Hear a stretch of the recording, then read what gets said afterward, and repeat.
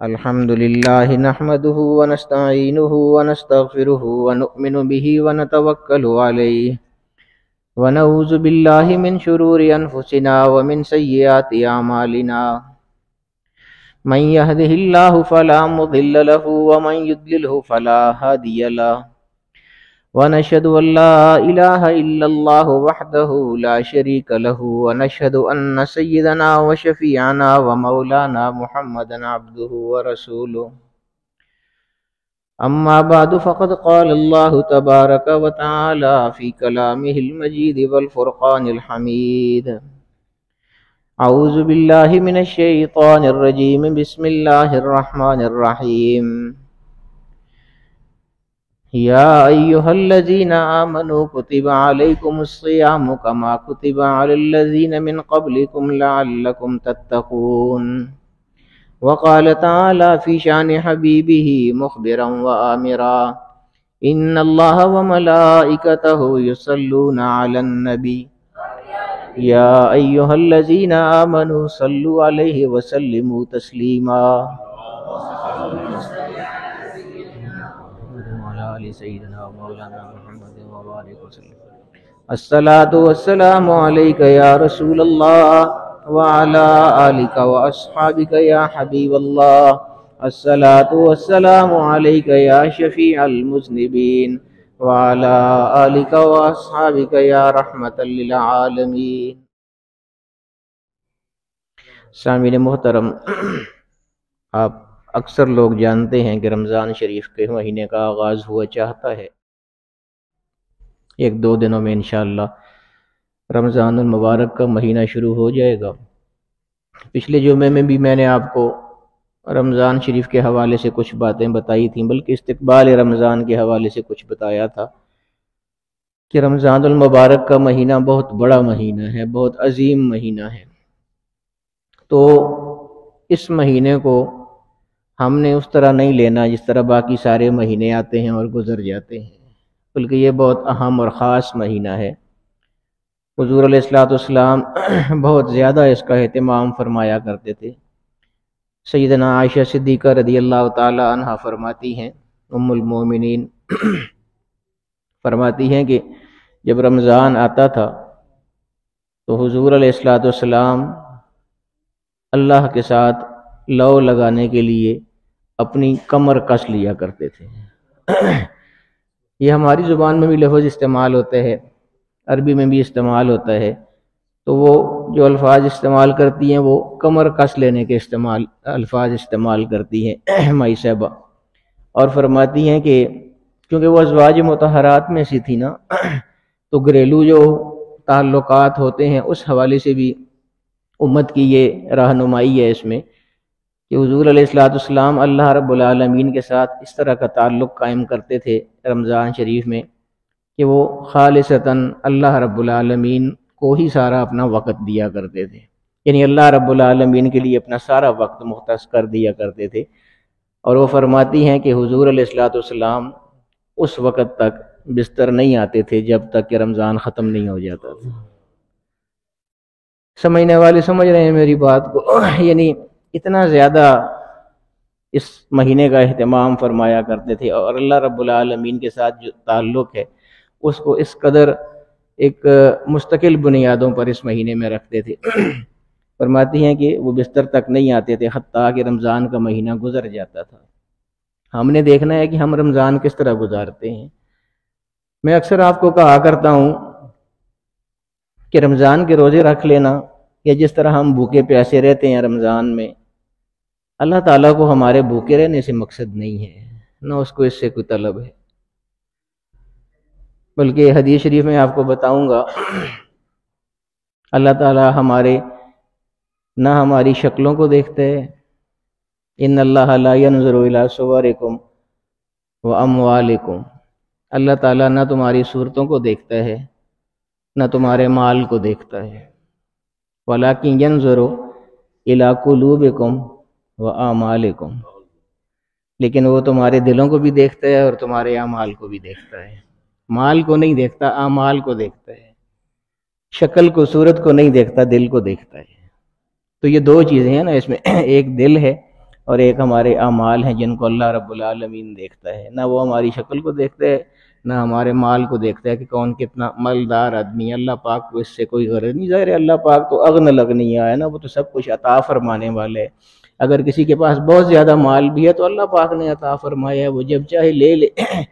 سارا آپ دیکھتے ہی رہتے ہیں کتنے بڑے بڑے لوگ دیوالیہ ہو جاتے ہیں، جب اللہ پاک لینا چاہتے ہیں تو لے لیتے ہیں۔ اسی طرح عزت اس کے ہاتھ میں ہے، جس کو دینا چاہتا ہے وہ عطا فرماتا ہے، جس سے چاہتے ہیں لے لیتے ہیں۔ یہ سارے اس کے اختیارات ہیں اللہ رب العالمین کے۔ تو وہ ہمارے دلوں کو دیکھتا ہے اور ہمارے اعمال کو دیکھتا ہے، ہماری ظاہری صورتوں کو نہیں دیکھتا، نہ ہمارے مال کو دیکھتا ہے۔ اب دلوں کو جب دیکھتا ہے تو پھر ہم یہ دیکھیں نا کہ ہم رمضان کیسا گزارتے ہیں۔ اگر تو صرف بھوکے پیسے رہ لیے، کام وہی کرتے رہے جو باقی 11 مہینوں میں ہم کرتے تھے، تو پھر کیا فائدہ ہوگا روزے کا؟ روزے کا تو مطلب ہی یہ ہوگا نا کہ اس مہینے کو باقی 11 مہینوں سے ہم نے مختلف گزارنا ہے۔ جو کوتاہیاں انسان ہے، میں مانتا ہوں انسان ہوں، ہم لوگ غلطیاں ہم سے ہوتی ہیں، کوتاہیاں ہوتی ہیں بشری تقاضے کے مطابق، لیکن اتنا تو آدمی کر سکتا ہے نا کہ ایک مہینے کے لیے اپنے آپ کو آدمی روک لے۔ حضور علیہ الصلوۃ والسلام فرماتے ہیں کہ الصوم جنۃ، رمضان جو ہے یہ ڈھال ہے۔ پرانے زمانے میں ڈھال ہوا کرتی تھی نا، جب جنگ لڑی جاتی تھی تو ایک اس میں تلوار ہوتی تھی جو لوگ مارتے تھے، تو آگے سے ڈھال کے ساتھ اس تلوار کو روکا جاتا تھا۔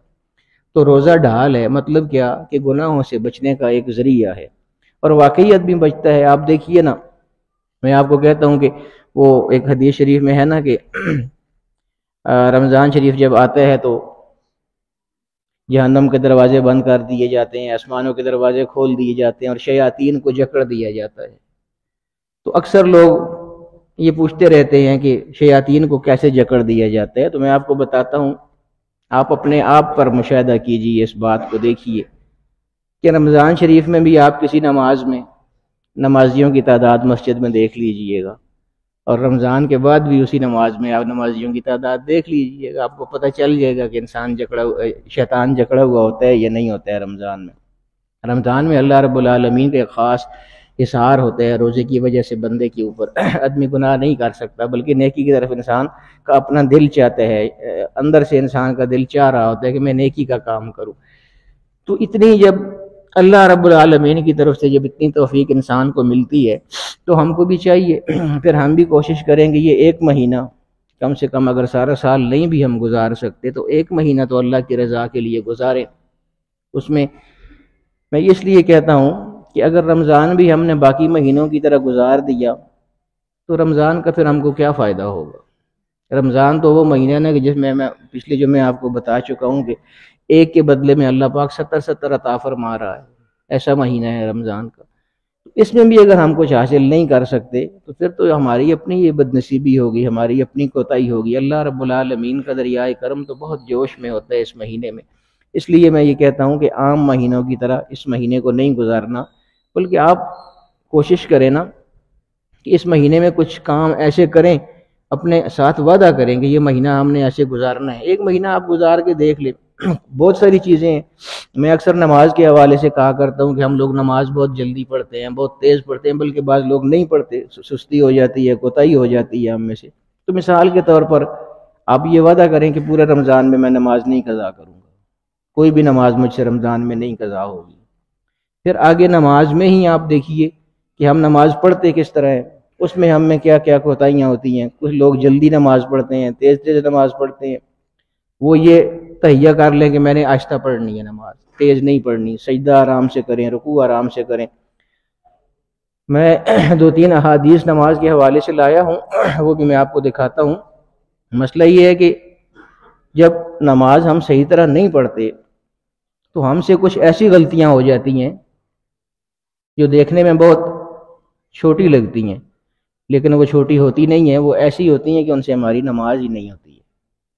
یہ بہت بڑی بات ہے نا، اس کو سمجھنے کی کوشش کریں۔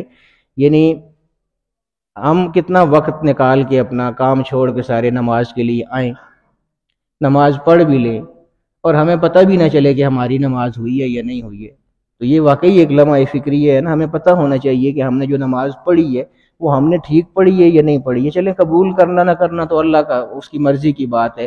اگر ہماری نماز میں خشوع ہوا، خضوع ہوا، اچھے طریقے سے ہم نے نماز ادا کی، اپنے طور پہ جو ہم کر سکتے ہیں وہ ہم نے کیا، تو یقیناً اللہ پاک قبول فرمائے گا۔ یہ تو ہو نہیں سکتا کہ اللہ پاک پھر قبول نہ فرمائے، لیکن جب ہم ہی کوتاہی کر جائیں گے تو پھر ہمیں کیسے پتہ چلے گا کہ ہماری نماز قبول ہوئی ہے یا نہیں قبول ہوئی ہے؟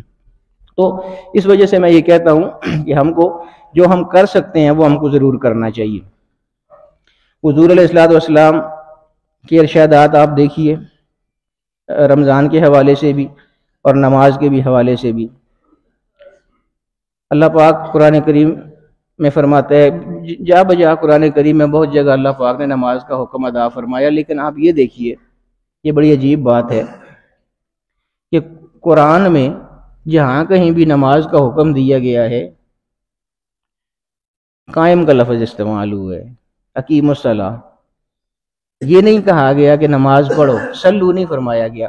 ایک دو جگہ جس طرح فصل لربک وانحر، حضور علیہ الصلوۃ والسلام کو اللہ پاک نے فرمایا کہ آپ اللہ کے لیے نماز پڑھیے اور قربانی کیجیے۔ ایک دو جگہ پر نماز کے لیے صلاۃ کا لفظ آیا ہے، باقی ہر جگہ پورے قرآن میں نماز کے لیے قائم کا لفظ آیا ہے، اقیم الصلاۃ وآتوا الزکاۃ یقیمون الصلاۃ ویؤتون الزکاۃ۔ تو یہ کیوں ہے؟ علماء فرماتے ہیں کہ جو صلاۃ ہے وہ حضور علیہ الصلوۃ والسلام جو نماز پڑھتے تھے اسی کو اللہ پاک نے صلاۃ کہا تھا کہ تم صلاۃ پڑھو، یعنی حضور جو نماز پڑھتے تھے وہ خشوع اور خضوع کے لحاظ سے اتنی مکمل ہوتی تھی کہ وہ صلاۃ کے مرتبے تک پہنچتی تھی۔ ہماری جو نماز ہوتی ہے اس میں خشوع و خضوع نہیں ہوتا، تو اس لیے اللہ پاک نے ہمیں جہاں بھی فرمایا تو قائم کا لفظ استعمال فرمایا کہ نماز کو قائم کرو۔ قائم کا مطلب یہ ہے کہ جب آپ خشوع اور خضوع کے ساتھ نماز ادا کریں گے تب آپ کی نماز ادا ہوگی۔ تو مثال کے طور پہ میں اس لیے کہتا ہوں نا کہ ہماری نمازیں ضائع ہو جاتی ہیں۔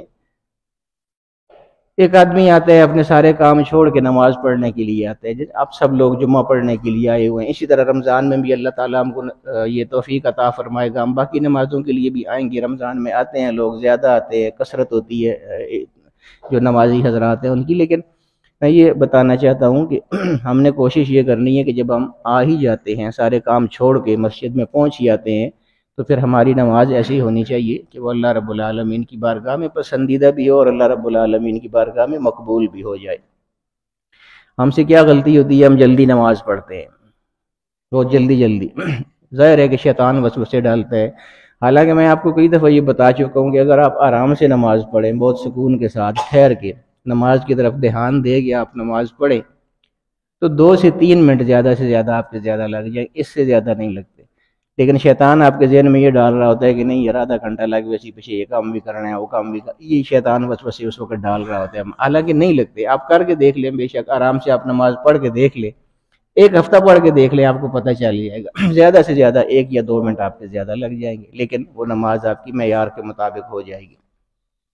ہم سے غلطی کیا ہوتی ہے؟ میں کیوں کہتا ہوں کہ ہماری نمازیں اکثر نہیں ہوتی ہیں؟ جب ہمیں پتہ ہی نہیں ہوتا کہ ہماری نماز نہیں ہوئی ہے۔ ایک چیز ہے فقہی اصطلاح میں، بہت ساری اصطلاحات ہیں فقہ کی، ان میں ایک اصطلاح ہے تعدیل ارکان۔ یہ میں پہلے بھی آپ کو بتا چکا ہوں، بار بار اس لیے بتاتا ہوں کہ آپ کے ذہن نشین ہو یہ بات، یہ ضروری بات ہے۔ تعدیل ارکان ایک ٹرم استعمال ہوتی ہے، ایک اصطلاح استعمال ہوتی ہے فقہ میں۔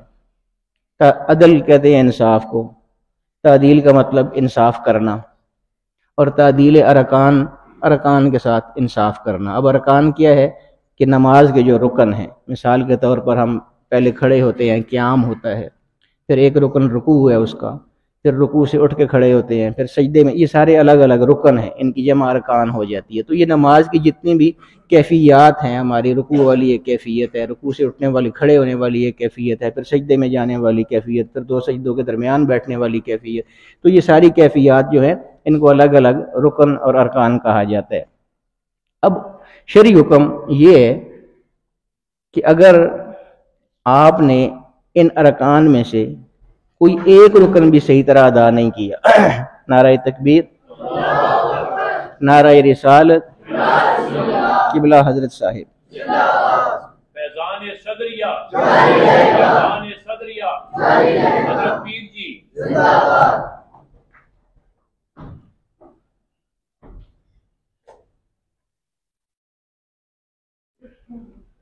تو یہ میں عرض یہ کر رہا تھا کہ کوئی ایک رکن اگر اس کے ساتھ عدل ہم نے نہیں کیا، اس کے ساتھ ہم نے انصاف نہیں کیا، اب عدل اور انصاف کیسے نہیں ہوگا اس کو بھی سمجھیے۔ یہاں پر یہ ضروری ہے کہ مثال کے طور پہ ہم ایک رکن کے لیے بڑے، رکوع ہم نے کیا فرض کریں، اب رکوع میں آپ مختلف تعداد میں تسبیحات پڑھ سکتے ہیں، سبحان ربی العظیم جو ہے یہ لفظ 3 دفعہ بھی پڑھ سکتے ہیں، طاق ہونا چاہیے، 5 دفعہ بھی پڑھ سکتے ہیں، 7 دفعہ بھی پڑھ سکتے ہیں، 11 دفعہ بھی پڑھ، یعنی جتنا کوئی آرام سے نماز پڑھنا چاہے وہ اس کی تعداد زیادہ کر سکتے ہیں اپنی مرضی کے مطابق، لیکن کم سے کم 3 دفعہ آپ نے پڑھنی ہے سبحان ربی العظیم۔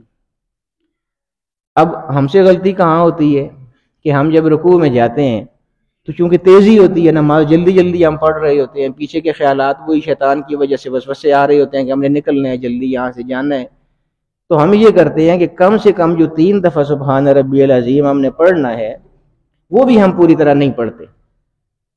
آپ نے دیکھا ہوگا کہ جب ہم جلدی نماز پڑھتے ہیں تو اللہ اکبر سبحان ربی العظیم سبحان ربی، تیسری دفعہ کہتے ہی نہیں اور کھڑے ہو جاتے ہیں، اور کھڑے ہوتے ہوئے ہم تیسری دفعہ سبحان ربی العظیم کہہ رہے ہوتے ہیں، حالانکہ وہ رکوع کے اندر ہم نے کہنا ہے۔ یہ اب اس رکن کے ساتھ عدل نہیں ہوا، یعنی رکوع پوری طرح ہمارا ادا نہیں ہوا۔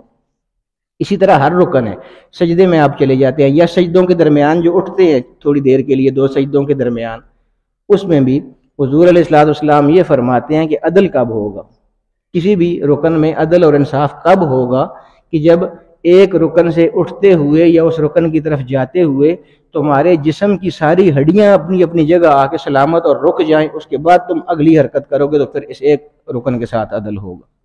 ہم یہ کب کرتے ہیں؟ آپ دیکھیے نا، ہم اپنی نمازوں کو دیکھیں، اور ایک رکن، کوئی ایک رکن، نماز میں بہت سارے ارکان ہیں، 2 سجدے ہیں، سجدوں کے درمیان بیٹھنا ہے، رکوع ہے، قومہ ہے کھڑا ہونا، قیام ہے کھڑا ہونا، یہ بہت سارے ارکان ہیں نماز میں۔ ایک نماز میں کتنے ہی زیادہ ارکان ہیں، اور ایک رکن بھی اگر اس میں عدل نہیں ہوتا تو سجدہ سہو واجب ہوتا ہے۔ سجدہ سہو اگر آپ نہیں کریں گے تو وہ نماز آپ کی نہیں ہوگی۔ تو وہ یہ بتائیے کہ اگر ایک نماز میں ایک رکن کے بجائے ہم 10 ارکان میں تعدیل ارکان کی وہ مخالفت کر چکے ہیں اور سجدہ سہو بھی ہم نے نہیں کیا، تو وہ نماز ہماری کیسے قبول ہو سکتی ہے؟ ممکن ہی نہیں ہے کہ وہ ہماری نماز قبول ہو۔ اس لیے میں یہ کہتا ہوں کہ ہمیں ان چیزوں کی بہت احتیاط کرنی چاہیے۔ جب نماز پڑھتے ہیں، اللہ رب العالمین کے حضور حاضر ہوتے ہیں، تو پھر ہم کو اس طرح پڑھنا چاہیے نا کہ جس طرح اللہ رب العالمین کو وہ نماز ہماری پسند بھی آ جائے اور وہ ہماری نماز قبول بھی ہو جائے۔ اللہ رب العالمین ایسا مہربان ہے۔ نماز کے بارے میں حضور علیہ الصلوۃ والسلام کیا فرماتے ہیں دیکھیے، اور کیا اللہ پاک انعام بھی کیا فرماتا ہے بندوں پر۔ حضور علیہ الصلوۃ والسلام فرماتے ہیں کہ 5 صلوات، 5 نمازیں ہیں، وہ یہ جو نماز دن کو پڑھتے ہیں 5 نمازیں ہیں، افترضہن اللہ تعالی، جن کو اللہ پاک نے ہم پر فرض کیا ہے۔ یہ فرض ہے نا، اس لیے ہم نے ہر حال میں یہ پڑھنی ہے، ہر حال میں پڑھنی ہے۔ کوئی بھی صورت ایسی نہیں ہے کہ ہم نماز کو چھوڑ دیں۔ میں نے آپ کو پہلے بھی یہ نماز کے حوالے سے بتایا تھا کہ نماز وہ عبادت ہے۔ اب دیکھیے نا، رمضان ہے، رمضان شریف آ رہا ہے، اب کوئی آدمی بیمار ہے یا سفر میں ہے تو اللہ پاک نے اس کو یہ چھوٹ دی ہوئی ہے کہ وہ چاہے تو ان دنوں میں نہ رکھے، سفر میں جا رہا ہے نہ رکھے روزہ، یہ کر سکتے ہیں۔ یہ ضرور فرمایا کہ بہتر یہ ہے کہ وہ روزہ رکھے، لیکن یہ چھوٹ ہے کہ اگر وہ نہیں رکھنا چاہتا تو نہ رکھے، بعد میں کسی دن رکھ لے، سفر سے واپس آ جائے گھر میں تو رکھ لے۔ یہ چھوٹ ہے رمضان میں، روزوں میں۔ اسی طرح مریض ہے کوئی، وہ نہیں رکھ سکتا روزہ، وہ نہ رکھے، بعد میں رکھ لے، بعد میں قضا کر لے رمضان کے بعد۔ لیکن نماز کوئی اس کی چھوٹ کوئی نہیں ہے۔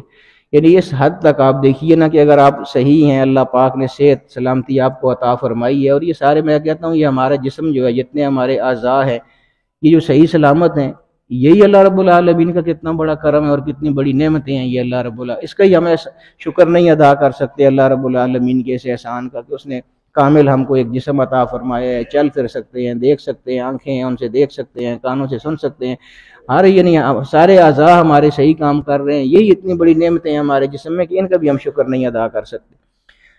تو 5 نمازیں ہیں جو اللہ پاک نے فرض فرمائی ہیں۔ من احسن وضوءہن، اب یہ دیکھیے نا، وہ میں جو بات کرتا ہوں نا کہ صحیح طریقے سے جو پڑھنا ہے وہ کیا ہے۔ حضور فرماتے ہیں کہ من احسن وضوءہن، جس نے نماز سے پہلے اچھی طرح وضو کیا۔ اب وضو کے بارے میں بھی احسن کے الفاظ ہیں کہ صرف وضو نہیں کر لیا بلکہ صحیح طریقے سے وضو کی طرف دھیان ہو آدمی کا کہ میں وضو کر رہا ہوں، صحیح طریقے سے آدمی وضو کرے، اچھے طریقے سے، عمدہ طریقے سے آدمی وضو کرے۔ من احسن وضوءہن، ان 5 نمازوں کے لیے جس نے اچھی طرح وضو کیا، وصلاہن لوقتہن، اور ان 5 نمازوں کو اپنے اپنے اوقات میں، صحیح جو ان کے اوقات ہیں ان میں اس نے ادا کیا، پڑھا۔ وَأَتَمَّ رُكُوعَهُنَّ، اور ان نمازوں میں جتنے بھی رکوع ہیں ان کو صحیح طرح اس نے تمام کیا، پورا کیا، یعنی وہ تعدیل ارکان کے انصاف کے ساتھ۔ وَأَتَمَّ رُكُوعَهُنَّ وَخُشُوعَهُنَّ، یہ خشوع بھی ہے نا کہ آپ کی نماز جو پڑھ رہے ہیں آپ کی توجہ اس نماز کی طرف ہونی چاہیے۔ ہمارے ہوتے ہیں نا ذہن میں اور خیالات ادھر ادھر کے آ رہے ہوتے ہیں، نماز تو ہم پڑھ رہے ہیں لیکن خیال ہمیں، ہمارا کوئی کاروبار ہے تو ہمارا خیال اس طرف چلا جائے گا، جو ہمارے کسٹمر ہے جنہوں نے ہم سے سامان لینا ہے ہمارا خیال اس طرف چلا جائے گا۔ یہ خشوع نہیں ہے۔ حضور فرماتے ہیں کہ خشوع کا مطلب یہ ہے کہ جب نماز میں آ گئے ہو تو پھر دنیا کو چھوڑ دو، پھر اللہ رب العالمین کے ساتھ لو لگا لو، تمہاری تمام تر توجہ اللہ رب العالمین کی طرف ہونی چاہیے کہ میں اب اللہ کی بارگاہ میں کھڑا ہوں۔ اور واقعی نماز میں تو اللہ اکبر جب ہم کہہ دیتے ہیں، اللہ اکبر جب کہہ لیے تو مطلب یہ ہے کہ دنیا سے بیزاری ہو گئی۔ اب یہ جو وقت ہے ہمارا 4 منٹ کا 10 منٹ کا جو ہم نماز میں گزاریں گے، یہ صرف اللہ رب العالمین کا وقت ہے، اس میں اللہ رب العالمین کی طرف ہی توجہ ہونی چاہیے۔ تو یہ خشوع، اللہ کی طرف توجہ کرتے ہوئے وہ نماز پڑھیں۔ پھر کیا ہوگا؟ یعنی جس نے وضو اچھے طریقے سے کر لیا، نماز بھی اچھے طریقے سے اس کے وقت پر پڑھ لی، رکوع اور خشوع کا بھی خیال کیا، تو پھر کیا انعام اللہ پاک فرماتا ہے؟ کان لہ علی اللہ عہد ان یغفر لہ، اللہ پاک نے صرف یہ نہیں فرمایا کہ جو ایسا کرے گا میں اس کو بخش دوں گا، بلکہ فرمایا کہ میں اس کے ساتھ وعدہ کرتا ہوں کہ میں اس کو بخش دوں گا۔ اور اللہ رب العالمین کا وعدہ، نعرہ تکبیر، نعرہ رسالت، یعنی اللہ رب العالمین کا تو فرما دینا ہی کافی ہے، بہت بڑی بات ہے۔ تو لیکن اللہ رب العالمین فرماتے ہیں کہ جو اتنا اہتمام میرے لیے کرتا ہے اس چیز میں، تو اس کے لیے یہ نہیں ہے کہ میں صرف یہ کہہ دوں کہ میں اس کو بخش دوں گا، بلکہ میں یہ کہوں گا کہ میں وعدہ کرتا ہوں کہ میں اس کو بخش دوں گا۔ تو کیسے کیسے اللہ رب العالمین کے انعامات ہوتے ہیں، لیکن بات وہی ہے کہ ہم اپنے آپ کو ٹھیک نہیں کرتے، اور اپنے آپ کو ٹھیک کرنا سب سے پہلے دوستو وہی دل والی بات ہے۔ میں کیوں اتنا زیادہ زور دیا کرتا ہوں دل پر؟ ہمارے دل جو ہے یہ بہت سیاہ ہوتے ہیں، جب تک دل نہیں صحیح ہوگا نا کچھ بھی صحیح نہیں ہوتا۔ حضور علیہ السلام کی ایک اور حدیث مبارکہ کو آپ دیکھیے، فرماتے ہیں کہ الا وان فی الجسد مضغۃ، الا میں آپ کو پہلے بتا چکا ہوں کہ کہاں اللہ پاک استعمال فرماتا ہے، الا ان اولیاء اللہ لا خوف علیہم ولا هم يحزنون، الا بذکر اللہ تطمئن القلوب۔ بہت ساری قرآن کی آیات ہیں جن میں الا سے وہ آیت شروع ہوتی ہے۔ تو الا کا معنی جو کیا جاتا ہے اردو میں، آگاہ ہو جاؤ، خبردار ہو جاؤ، یعنی خاص طور پر دوسروں کی توجہ حاصل کرنی ہے۔ وہ میں اس کی مثال اس طرح دیا کرتا ہوں کہ ہماری مسجدوں میں جب اعلان ہوتا ہے تو پہلے کہا جاتا ہے کہ ایک ضروری اعلان ہے، ذرا غور نال سنو۔ تو گویا اللہ پاک جہاں الا فرماتا ہے نا، تو اس کا مطلب یہ ہے کہ غور سے سنو، یہ کوئی عام بات نہیں کر رہا ہوں، کوئی خاص بات ہو رہی ہے، دھیان لگا کے سننا اس بات کو۔ پھر اللہ پاک آگے اولیاء اللہ کی بھی بات فرماتے ہیں، اللہ کے ذکر کی بات بھی فرماتے ہیں۔ تو یہاں حضور علیہ السلام فرماتے ہیں کہ الا، غور سے سنو، یہ بات، یہ سننے والی بات ہے، یہ یاد رکھنے والی بات ہے۔ کیا؟ وَإِنَّ فِي الْجَسَدِ مُضْغَةً، ہمارے جسم میں ایک گوشت کا لوتھڑا ہے، ایک گوشت کا ٹکڑا ہے، اذا صلحت صلح الجسد کلہ، جب وہ ٹھیک ہوگا تو سارے کا سارا جسم ٹھیک ہو جائے گا خود بخود۔ واقعی دل سے کوئی بڑا عضو تو ہمارا ہے نہیں نا۔ آپ دیکھیے ہم جب بیمار ہوتے ہیں، کسی کے کوئی انگلی کٹ گئی، ہاتھ کٹ گیا، یا بازو کٹ گیا، ٹانگ کٹ گئی، تو وہ زندہ تو رہے گا نا، زیادہ سے زیادہ معذوری ہو جائے گی، ٹانگ نہیں ہوگی یا بازو نہیں ہوگا یا ہاتھ نہیں ہوگا، لیکن جان تو باقی رہے گی نا۔ لیکن اگر دل بند ہو گیا کسی بھی وقت، جو ہارٹ اٹیک ہو جاتا ہے، دل بند ہو گیا تو جسم ختم ہو گیا، ساتھ ہی سب کچھ ختم ہو گیا۔ تو حضور علیہ السلام نے فرمایا کہ یہ جو ٹکڑا ہے نا دل والا، اذا صلحت صلح الجسد کلہ، اگر یہ ایک ٹکڑا، ایک عضو ہمارا یہ ٹھیک ہو گیا تو ہمارا سارا جسم ٹھیک ہو جائے گا۔ وَإِذَا فَسَدَتْ، اور اگر یہ ٹکڑا فاسد ہو گیا، خراب ہو گیا، فسد الجسد کلہ، تو پھر سارا جسم ہمارا فاسد ہو جائے گا، خراب ہو جائے گا۔ پھر آگے دوبارہ فرمایا الا، پھر غور سے سنو، کہ وہ ٹکڑا کون سا ہے؟ وہی القلب، اور وہ تمہارا دل ہے، اس کو صاف کرنا ہے۔ تو ہم جب ہمارے دل ہی صاف نہیں ہوں گے تو پھر ہماری عبادات، ہماری ریاضات، یہ ساری ان کو ہم نے کیا کرنا ہے؟ بات تو وہی ہے نا کہ اللہ پاک ہمیں دل، اصل بات یہ ہے کہ دل کی اللہ پاک ہمیں اس کی صفائی کی توفیق عطا فرمائے۔ میری تو اکثر جو تقریریں ہوتی ہیں، میں دوروں پہ بھی جاتا ہوں تو خاص طور پر میں یہی کہا کرتا ہوں کہ کوشش کیجیے اپنے دلوں کو صاف کیجیے۔ اب یہ رمضان کی بات چل رہی ہے نا، میں آپ کو بتاتا ہوں، اب ایک آدمی نے روزہ رکھا ہوا ہے، فرض کریں اللہ رب العالمین کی عبادت ہے روزہ، کوئی شک نہیں ہے، فرض ہے ہم پر، ہم نے روزہ رکھا ہے، اللہ کی رضا کے لیے رکھا ہے۔ یہ ساری بات دل پر چل رہی ہے نا۔ دل میں کدورت ہے کسی کے ساتھ، دل میں کسی کے لیے نفرت رکھی ہوئی ہے۔ میں دوسرے لوگوں کی بات نہیں کرتا، میں تو رشتہ داروں اور بھائیوں کی بات بھی کرتا ہوں۔ بہت سارے رشتہ دار ایسے یہاں پر بیٹھے ہوں گے ایک دوسرے کے، جنہوں نے اپنے رشتہ داروں کے لیے دل میں کدورت رکھی ہوئی ہوگی، نفرت رکھی ہوئی ہوگی۔ ہوتے ہیں نا، جھگڑے ہوتے ہیں ہمارے، دنیاوی چیزیں، حالات ہیں، سب چلتے رہتے ہیں ساتھ ساتھ، لیکن حضور علیہ السلام فرماتے ہیں کہ اگر روزہ رکھنا ہے تو پہلے صلہ رحمی کا خیال کرنا ہے۔ عجیب حدیث شریف ہے، میں حیران ہوتا ہوں۔ حضور علیہ السلام فرماتے ہیں کہ اگر تمہارے ساتھ کسی کا جھگڑا ہو گیا اور تم دونوں ایک دوسرے سے ناراض ہو تو اب اجر کس کو ملے گا؟ جو پہل کرے گا۔ حضور فرماتے ہیں کہ اگر پہل نہیں کی، پہل دوسرے نے کر دی اور تم جوابی طور پر اس سے راضی ہو گئے تو تمہارا کمال کوئی نہیں ہے اس میں۔ کمال تمہارا تب ہوگا کہ جب وہ راضی نہ ہو اور تم جا کے اس کو راضی کرو، پھر تمہارا کمال ہوگا۔ تو یہ ہم نہیں کرتے نا، یہ ہمارے معاشرے میں یہ چیزیں نہیں ہیں، جبکہ حضور علیہ السلام فرماتے ہیں کہ یہی اصل زندگی ہے، یہی اصل اعمال ہے۔ ہم اپنی انا کی وجہ سے شریعت سے بہت زیادہ دور ہو جاتے ہیں، اسلام سے بہت زیادہ دور ہو جاتے ہیں۔ ہماری اپنی چیزیں ہوتی ہیں، اپنے ہی اختراع کردہ اپنی چیزیں ہم ذہن میں رکھے ہوتے ہیں، دلوں میں رکھے ہوتے ہیں، جن کا اسلام سے کوئی تعلق نہیں ہوتا، اسلام سے بہت دوری کا باعث ہوتی ہیں وہ چیزیں۔ اس لیے کوشش یہ کرنی ہے کہ جو حضور علیہ السلام کے فرامین ہیں ان کے مطابق ہم کو زندگی گزارنی ہے۔ اللہ رب العالمین ہمیں رمضان کو صحیح طریقے سے گزارنے کی توفیق عطا فرمائے۔ اور جو چیزیں، جس طرح میں نے آپ کو کہا نا کہ آپ ایک عہد کر لیں کہ اس رمضان، فرض کریں ایک مہینہ ہے فرض کریں رمضان کا، تو آپ رمضان کے آغاز میں یہ عہد کر لیں کہ میں نے اس مہینے میں جھوٹ نہیں بولنا۔ جھوٹ بولنا منع ہے نا، شریعت میں منع ہے، ہم سب کو پتہ ہے، اور ہم روزانہ بول بھی رہے ہوتے ہیں۔ تو کوشش کریں نا، میں یہ کہتا ہوں کہ رمضان آپ کا باقی مہینوں سے مختلف گزرے نا، ایک مہینہ آپ مختلف گزار کے دیکھ لیں، آپ کو پتہ چلے گا کہ اللہ رب العالمین کی کیا کیا برکات آپ پر ہوں گی۔ یہ تو ہم خود آگے نہیں بڑھتے نا۔ اسی طرح آپ نے یہ تہیہ کر لیں کہ رمضان کے مہینے میں میری کوئی نماز نہیں رہے گی۔ وعدہ کریں، اپنے ساتھ وعدہ کریں، اپنے اللہ کے ساتھ وعدہ کریں۔ نماز فرض ہے، جیسا میں ابھی آپ کو حدیث سے بتا چکا ہوں، قرآن میں موجود ہے، پتہ ہے ہم کو کہ نماز فرض ہے، پھر بھی ہم چھوڑ دیتے ہیں۔ تو چلیے ایک مہینے کے لیے آپ یہ کر کے دیکھ لیے، تجربہ کر کے دیکھ لیے، ہو سکتا ہے کہ آپ ایک مہینے کے لیے یہ وعدہ کریں اللہ رب العالمین کے ساتھ کہ باری تعالیٰ میں یہ مہینہ نماز نہیں قضا کروں گا، اور آپ واقعی اس مہینے پر اس پہ کاربند بھی رہیں، تو ہو سکتا ہے کہ اللہ پاک آپ کو یہ توفیق عطا فرمائے کہ ساری زندگی آپ کی کوئی نماز قضا نہ ہو۔ بڑھ کے تو دیکھیں، ایک دفعہ اللہ رب العالمین کی طرف بڑھ کے تو دیکھیے۔ اسی طرح دھوکہ دینا منع ہے۔ تہیہ کر لے کہ میں رمضان میں نہیں۔ بہت سارے دکاندار یہاں پر بیٹھے ہوتے ہیں، ہمارے اس مجمع میں بہت سارے ایسے لوگ ہیں جو دکاندار ہیں۔ آپ کوشش کیجئے کہ ہم نے جھوٹ نہیں، دکانداری میں جھوٹ بولنا پڑتا ہے، مجھے پتہ ہے اس چیز کا، کوشش کریں کیونکہ رزق اللہ پاک نے دینا ہے، یقین اس بات پر رکھیں۔ روزی رازق اللہ رب العالمین ہے۔ ہم اپنی جتنی بھی کوشش کر لیں، اگر اللہ رب العالمین نہیں چاہتا کہ ہم کو روزی ملے، ہم جتنی مرضی کوشش کریں ہم کو نہیں مل سکتی۔ اور اگر اللہ رب العالمین، اللہم لا مانع لما آتیت ولا معطی لما منعت، حضور علیہ السلام نے کیا خوبصورت دعا تعلیم فرمائی ہے، فرمایا کہ اللہم لا مانع لما آتیت، باری تعالیٰ جو تو دینا چاہے دنیا کی کوئی طاقت اس کو نہیں روک سکتی، وہ مجھے مل کے رہے گی کیونکہ تو دینا چاہتا ہے۔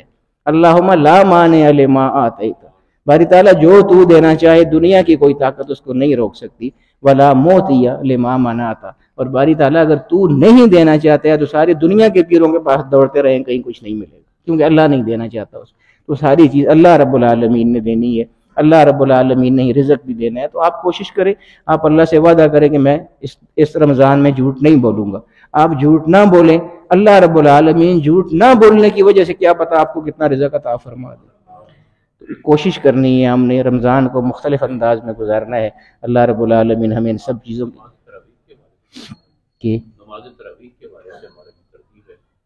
پہلا رمضان ہوتا ہے پھر ڈیٹ چاند نظر. ہاں جی، یہ راجہ صاحب فرما رہے ہیں کہ تراویح کے حوالے سے بتا دیں، چونکہ ہمارا ادھر بہت بڑا مجمع ہوتا ہے، بہت دور دور سے لوگ آتے ہیں. تو اصل میں ایسے ہوتا ہے کہ جو پہلی رمضان کے جو پہلے دن کا جو چاند ہوتا ہے نا، اس کے بارے میں اکثر بہت دیر سے اطلاع آتی ہے. تراویح پڑھنی ہو تب بھی دیر سے اطلاع آتی ہے، نہ پڑھنی ہو تب بھی دیر سے اطلاع آتی ہے کہ چاند نظر نہیں آیا. تو بہت دور دور سے چونکہ لوگ آتے ہیں یہاں پر، تو اس وجہ سے ہم نے یہاں پر یہ معمول شروع کیا ہوا ہے کہ اگر پہلے دن دیر سے چاند نظر آتا ہے اور دیر سے اعلان ہوتا ہے تو ہم پہلے دن قرآن جو ہے وہ اس کی باقاعدہ تلاوت شروع نہیں کرتے. جو قرآن رمضان میں سنانا ہوتا ہے وہ ہمارا یہ معمول ہے کہ ہم دوسرے دن سے شروع کرتے ہیں. تو اس لیے اگر جلدی اعلان ہو گیا پھر تو پہلے دن ہی ہم پڑھ لیں گے تراویح، لیکن اگر دیر سے اعلان ہوا تو پھر قرآن جو ہے وہ پہلے دن نہیں شروع کریں گے بلکہ اگلے دن دوسری جو تراویح ہوگی اس میں قرآن باقاعدہ شروع کریں گے، تاکہ زیادہ سے زیادہ لوگ قرآن کی تلاوت میں شامل ہو سکیں اور اس کی سماعت پورے طریقے سے پورے قرآن کی سماعت کر سکیں. ٹائم پھر بعد میں طے کریں گے انشاءاللہ. اللہ تعالیٰ ہمیں ان سب چیزوں کی توفیق عطا فرمائے.